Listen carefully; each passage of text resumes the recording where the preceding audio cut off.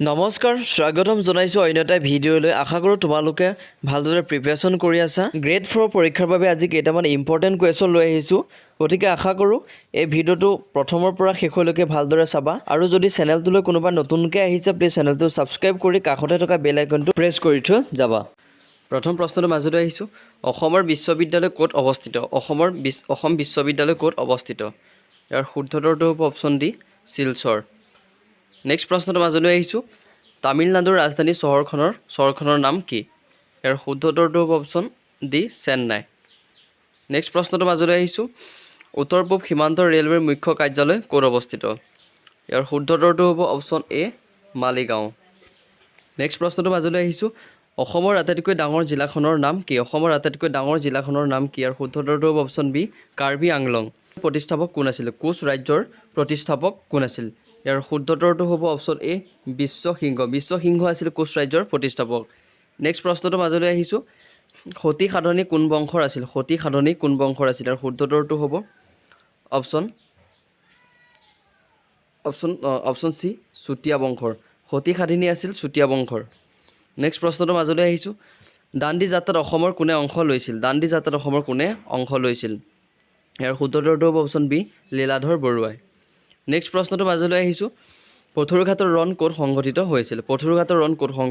ইয়াৰ শুদ্ধটোৰটো হ'ব option C Darrang জিলাত পথৰুঘাটৰ ৰণ সংঘটিত হৈছিল নেক্সট প্ৰশ্নটো মাজলৈ আহিছোঁ ভাৰতৰ সৰ্বাধিক সাক্ষৰতা হাৰ থকা ৰাজ্য কোনখন ইয়াৰ শুদ্ধটোৰটো হ'ব অপশ্যন বি কেৰালা নেক্সট প্ৰশ্নটো মাজলৈ আহিছোঁ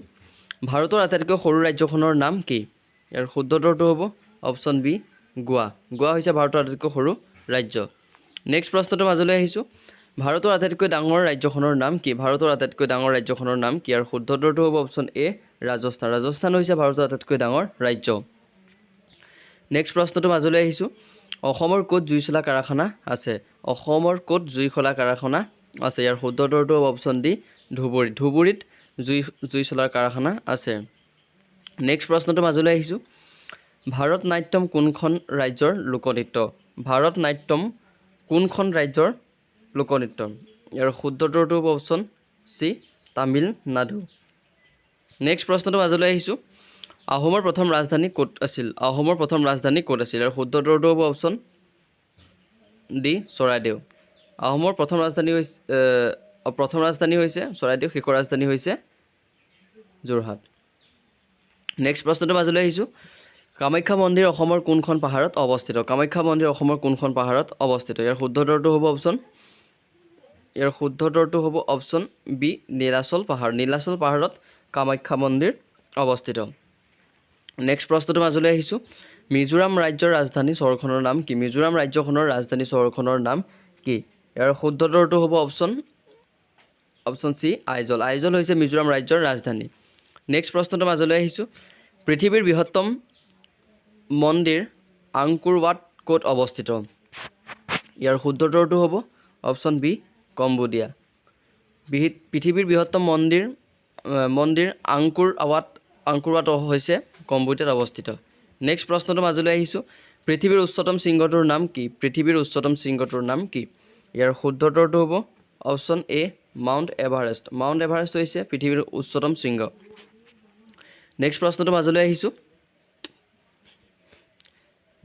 মাজলৈ আহিছোঁ পৃথিৱীৰ উচ্চতম ৰেল ষ্টেচন টেংগুলা ক'ত অৱস্থিত ইয়াৰ শুদ্ধটোৰটো হ'ব অপশ্যন এ চীনত পৃথিৱীৰ উচ্চতম ৰেল ষ্টেচন টেংগুলা অৱস্থিত নেক্সট প্ৰশ্নটো মাজলৈ আহিছোঁ এঞ্জেল জলপ্ৰপাত ক'ত অৱস্থিত ইয়াৰ শুদ্ধটোৰটো হ'ব অপশ্যন বি ভেনিজুৱেলাত এঞ্জেল জলপ্ৰপাতটো অৱস্থিত নেক্সট প্ৰশ্নটো মাজলৈ আহিছোঁ পৃথিৱীৰ বৃহত্তম মৰুভূমি চাহাৰা কোনখন মহাদেশত অৱস্থিত ইয়াৰ শুদ্ধটোৰটো হ'ব অপশ্যন বি আফ্ৰিকা মহাদেশত পৃথিৱীৰ বৃহত্তম মৰুভূমি চাহাৰা অৱস্থিত নেক্সট প্ৰশ্নটো মাজলৈ আহিছোঁ পৃথিৱীৰ ক্ষুদ্ৰতম মহাদেশখনৰ নাম কি ইয়াৰ শুদ্ধটোৰটো হ'ব অপশ্যন চি অষ্ট্ৰেলিয়া নেক্সট প্ৰশ্নটো মাজলৈ আহিছোঁ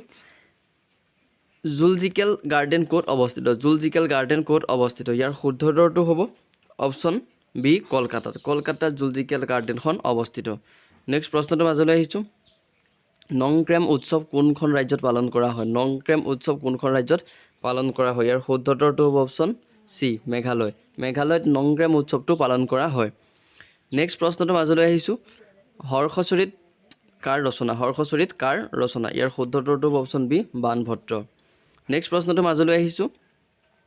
স্বাধীনতা লাভ কৰা এছিয়াৰ প্ৰথম দেশখনৰ নাম কি স্বাধীনতা লাভ কৰা এছিয়াৰ প্ৰথম দেশখনৰ নাম কি ইয়াৰ শুদ্ধ উত্তৰটো হ'ব অপশ্যন এ ফিলিপাইন হৈছে স্বাধীনতা লাভ কৰা প্ৰথম এছিয়াৰ দেশ নেক্সট প্ৰশ্নটো মাজলৈ আহিছোঁ প্ৰথম যুক্তৰাষ্ট্ৰীয় চৰকাৰ ক'ত সৃষ্টি হৈছিল ইয়াৰ শুদ্ধ উত্তৰটো হ'ব অপশ্যন বি আমেৰিকা প্ৰথম যুক্তৰাষ্ট্ৰীয় চৰকাৰ আমেৰিকাত সৃষ্টি হৈছিল নেক্সট প্ৰশ্নটো মাজলৈ আহিছোঁ কোনখন চহৰক চিটি অফ গল্ডেন টেম্পল বুলি জনা যায় এইটো তোমালোকে কমেণ্টত কমেণ্ট কৰি জনাবা চবকৈ আজি ভিডিঅ'টো ইমানেই আছিলে যদি ভিডিঅ'টো চাই ভাল পালে প্লিজ এটা লাইক যদি চেনেলটো নতুনকৈ আহিছে প্লিজ চেনেল ছাবস্ক্ৰাইব কৰি কাষতে থকা বেল আইকনটো প্ৰেছ কৰি থৈ যাবা ধন্যবাদ